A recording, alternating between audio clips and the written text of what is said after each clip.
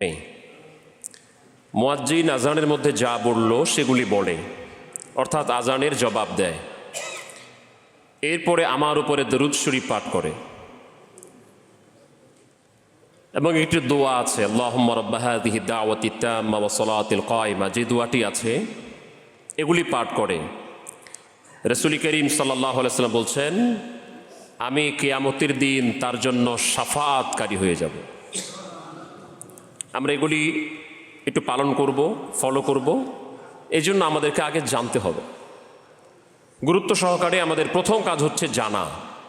আপনারা যারা হজ করে এসেছেন, প্রথম কাজ হচ্ছে আপনাকে কি করা যাবে এবং কি করা যাবে না এগুলি জানতে হবে।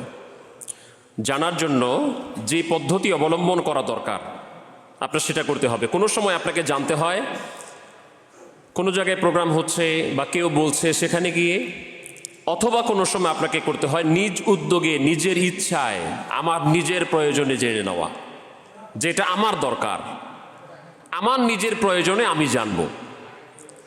কিন্তু আমাদের অনেক সময় হয় জুমার দিন ইমাম সাহেব, খতিব সাহেব জুমার বক্তব্য দেন, আমরা সময় মতো যাই না। ওই জুমার দিন একটু আলোচনা শুনবো সেটাও আমাদের হয় না। যখন আজান হয়, সানি আজান হয়, ওই সময় দৌড় দিয়ে ঢুকি, কেউ তো খুতবাটাও পাই না। কোনো মতো নামাজটা, ফরজ নামাজটা আদায় করে আবার দৌড় দিয়ে বের হয়ে যায়। ইনশাআল্লাহ আমরা এই মসজিদে বরাবরই কথা বলে থাকি, প্রতি জুমাই কথা বলে থাকি। অনেক দূর দূরান্ত থেকে আপনারা অনেকে আসেন।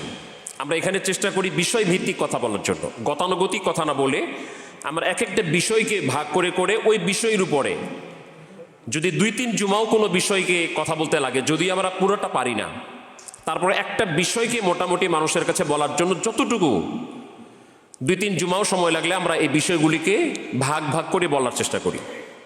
তো আপনারা যারা হজ করে এসেছেন, যারা পুরুষ মানুষ আছেন, যারা মহিলা আছেন, আপনারাও যেমন সেই শুভ সংবাদ প্রাপ্ত।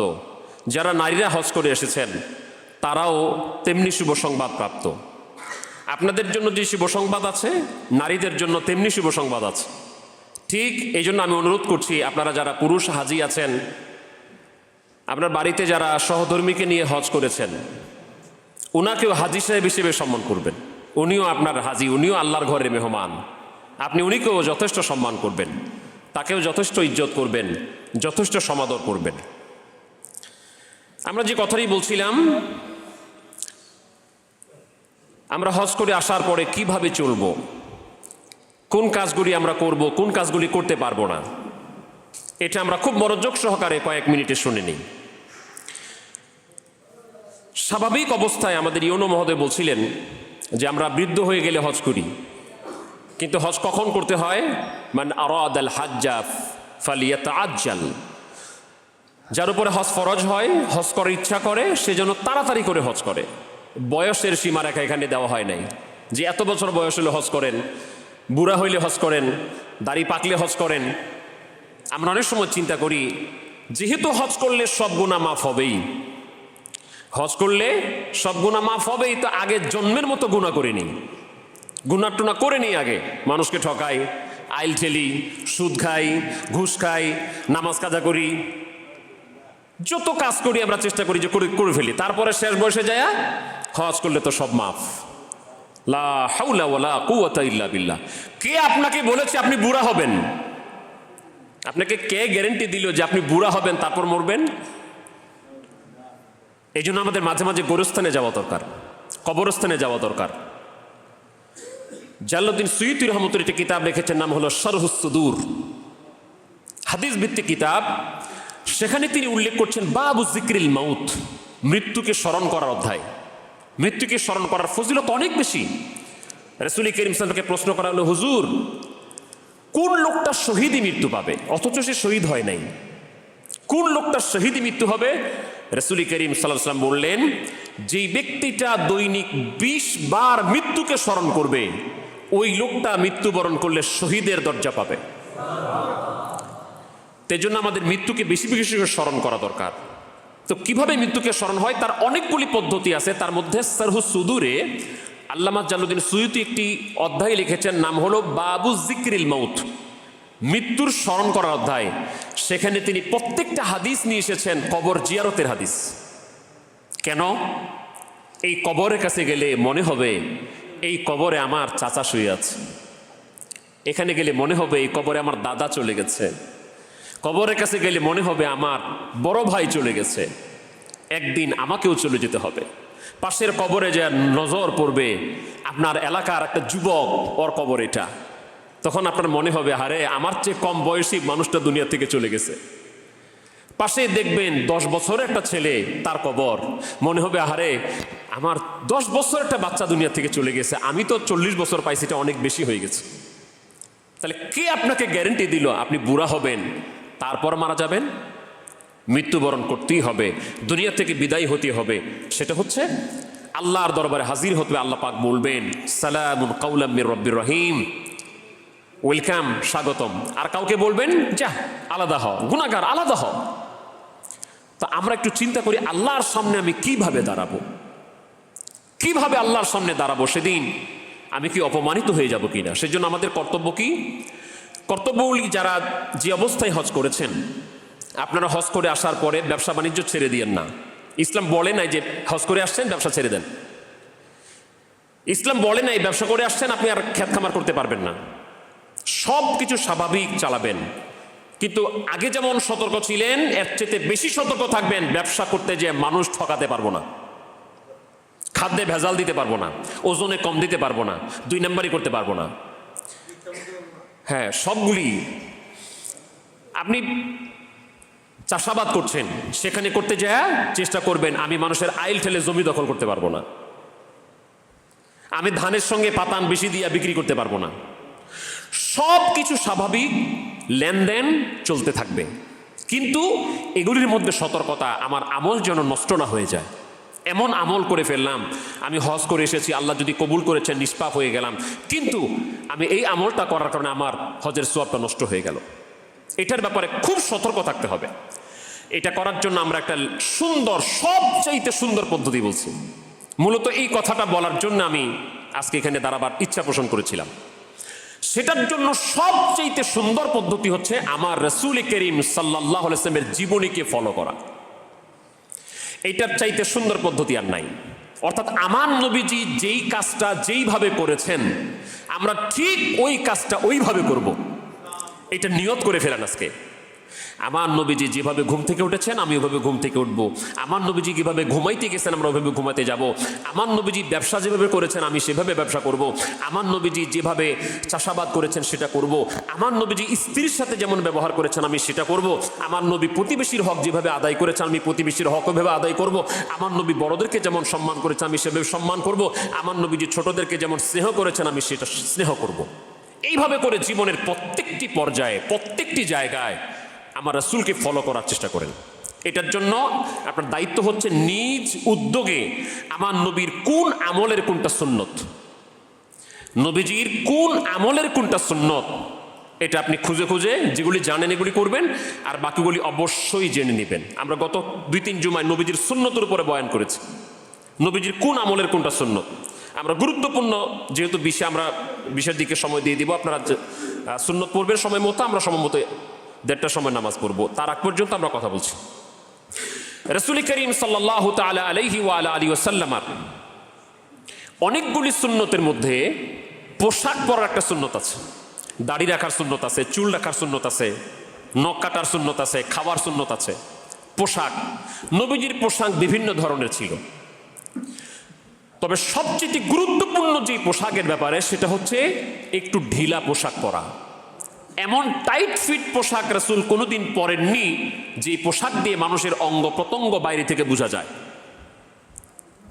মা বোনদের জন্য আমি একই কথা বলছি, পর্দার যে বিধানটা মা বোনদের জন্য বলছি, পর্দার বিধান মানে এমন পোশাক পরা যা দিয়ে আপনার শরীরের গঠন প্রণালী বাইরে থেকে বোঝা যাবে না। এটা আমি এক কথায় 1000 কথা বলে দিলাম। ঢিলা ঢালা পোশাক পরা, যে অঙ্গগুলিকে আল্লাহ পাক ঢেকে রাখার জন্য বলেছেন, নবীজি ঢেকে রাখার জন্য বলেছেন, ওই অঙ্গ প্রত্যঙ্গগুলিকে ঢেকে রাখা। রাসূল করিম সাল্লাল্লাহু আলাইহি ওয়াসাল্লামের অধিকাংশ পোশাক ছিল এই টাকনুর নিচে, গিঠার উপরে, এভাবে পোশাক পরা। রাসূল করিম সাল্লাল্লাহু আলাইহি ওয়াসাল্লাম বলেছেন তোমরা মোচকে ছোট করো, দাড়িকে লম্বা করো। সেই মুসলিমের এটা সবচেয়ে বিশুদ্ধ যে বর্ণনাটি, সেটি হচ্ছে মোজকে ছোট করো, দাড়িকে লম্বা করো। তাহলে দাড়ি রাখাটা রাসূল করিম সাল্লাল্লাহু একটি সুন্নত, গুরুত্বপূর্ণ সুন্নত। রাসূল করিম সাল্লাল্লাহু আলাইহি ওয়াসাল্লাম বড়দেরকে সম্মান করা, ছোটদের স্নেহ করার ব্যাপারে একটা গুরুত্বপূর্ণ কথা আছে। সেটি কি? নবীজি বলেছেন, মাল্লাম ইয়ারহাম সগীরানা ওয়ালাম ইউক্কির কাবীরানা, যে ছোটদেরকে স্নেহ করে না আর বড়দেরকে সম্মান করে না, ফালাইসা মিন্না, সেই লোকটা আমার উম্মত না। এই কথা বলে নবীজি কতটা চেক এন্ড ব্যালেন্স করেছেন বুঝছেন? তাহলে এই একটা হাদিস দিয়ে ছোটদেরকে স্নেহ করা, যারা বড় আছে তাদের দায়িত্ব হচ্ছে ছোটদেরকে স্নেহ করবে, আদর করবে, ভালোবাসবে, তাদেরকে পথ দেখাবে। আর ছোট যারা আছে বড়দেরকে সম্মান করবে, ইজ্জত করবে। তাহলে এমন একটা সুন্দর পরিবেশ, পৃথিবী উপহার হবে আমাদের জন্য। শুধু বাংলাদেশটা না, শুধু মুসলমানরা না, পৃথিবীর সব মানুষ যদি এই একটা হাদিসকে ফলো করে, আমরা বিশ্বাস করি পৃথিবী অনেক সুন্দর হয়ে যাবে। রাসূল করিম সাল্লাল্লাহু আলাইহি ওয়াসাল্লামের প্রত্যেকটা সুন্নত অত্যন্ত গুরুত্বপূর্ণ। আমরা বসি না, আমরা একটা সুন্নত কথা বলি, বসার অনেকগুলি সুন্নত আছে। তার মধ্যে আমরা আসন করে যে বসি, এই আসন করে বসাটা জায়েজ, যেটা আমরা জাংপারে বসা বলি, এটা সুন্নত না, মৌলিক সুন্নত এটা না। রাসূল করিম সাল্লাল্লাহু আলাইহি ওয়াসাল্লামের বসার কতগুলি সুন্নত তরিকা আছে। তার মধ্যে খাওয়া দাওয়ার মধ্যে আমরা 3টা সুন্নত পেয়েছি। একটি হচ্ছে 2 পাও উঁচু করে বসা, 2 পাওই খাড়া করে, হাঁটু খাড়া করে বসা। আরেকটি হচ্ছে নামাজের মতো করে বসা, নামাজের সুরতে বসা। আরেকটি হচ্ছে 1 পাওকে বিছিয়ে দিয়ে আর 1 পাওকে খাড়া করে বসা। এই 3টা রাসূল করিম সাল্লাল্লাহু আলাইহি ওয়াসাল্লামের মৌলিক বসার সুন্নত। রাসূল করিম সাল্লাল্লাহু আলাইহি ওয়াসাল্লামকে আমরা আজকে, যেহেতু আপনার আল্লাহর ঘরের মেহমান, আপনার অত্যন্ত দামি মানুষ, আমরা আপনাদেরকে উৎসাহ দেওয়ার জন্য বলছি, আমরা আপনাদেরকে উৎফুল্লতার জন্য বলছি। রাসূল করিম সাল্লাল্লাহু তাআলা আলাইহি ওয়া আলিহি ওয়াসাল্লামকে স্বপ্নে দেখার একটা বাসনা রাখেন, যে আমার নবীজি কেমন ছিল। স্বপ্নে দেখার একটা বাসনা করেন যে আল্লাহ আমাকে একদিন নবীজিকে স্বপ্নে দেখাই দিও। তো স্বপ্নে দেখার জন্য যেটা সবচেয়ে বেশি করতে হয়, সেটা নবীজির সুন্নতের উপর আমল করতে হয়, আর নবীর উপরে বেশি পরিমাণ দুরূদ শরীফ পড়তে হয়। এটা বাসনা রাখেন। যেহেতু আপনারা হাজি, আল্লাহর ঘর জিয়ারত করে এসেছেন, আমি আপনাদেরকে উৎসাহ দেওয়ার জন্য বলছি। আমি একদিন রাসূল করিম সাল্লাল্লাহু আলাইহি ওয়াসাল্লামকে একবারের কথা বলছি, স্বপ্নযোগে দেখেছি এই অবস্থায় যে তিনি 1টা পাও খাড়া করে 1টা পাও বিছিয়ে খানা খাচ্ছেন। আমার এটার পরে রাসূল করিম সাল্লাল্লাহু আলাইহি ওয়াসাল্লামের যে সুন্নতগুলি, নবীজির যে সুন্নত, যে 3 প্রকারে বসা, আমি আল্লাহর কাছে শুকর আদায় করছি যে হাদিসে অনেক পড়েছি, আল্লাহ পাক একবার স্বপ্নযোগে দেখিয়েছেন আমার নবীজি এইভাবে বসে খানা খাচ্ছেন। রাসূল করিম সাল্লাল্লাহু আলাইহি ওয়াসাল্লামের সুন্নতগুলি অত্যন্ত চমৎকার। আপনি যেখানে সুন্নত ফলো করবেন ওইখানে বরকত আসবে। এই জন্য আপনারা হাজী সাহেব যারা হজ করে এসেছেন, যারা একবার করেছেন, আমি দোয়া করি বারবার যেন আল্লাহ পাক আপনাদেরকে কমপক্ষে উমরায় যাওয়ারও তৌফিক দান করেন। যারা যান নাই তাদেরকেও আপনারা দাওয়াত দিবেন, তারাও যেন যায়। আর মুআল্লিম যারা এই হজের ব্যাপারে সহযোগিতা করছেন, খেদমত করছেন, তারা আপনাদের সেবা দিচ্ছেন, তাদের সাথে আশা করছি সুন্দর ব্যবহার করেছেন। বাকিতেও যারা যাবে তারাও আশা করছি সুন্দর ব্যবহার করবেন। আর মুআল্লিমরা, ওনারা এখানে আছেন, হয়তো মাইকের আওয়াজ শুনছেন, ওনাদের প্রতি আমার অনুরোধ হলো, এরা আল্লাহর ঘরের মেহমান, অতএব আপনার বাড়ির মেহমানের সাথে যেমন ব্যবহার করেন, এটা তো আপনার নিজের মেহমান, নিজের মেহমানদারি করা সুন্নত। আপনার চিন্তা করতে হবে এরা আল্লাহর ঘরের মেহমান, এদের সাথে কেমন সুন্দর ব্যবহার করতে হয়। ইচ্ছা আরো হাই লেভেল করতে হবে, আরো উন্নত করতে হবে, আরো সুন্দর করতে হবে। এই জন্য এটা যদি হয় পারস্পরিক মহব্বত সৃষ্টি হবে ইনশাআল্লাহ তাআলা।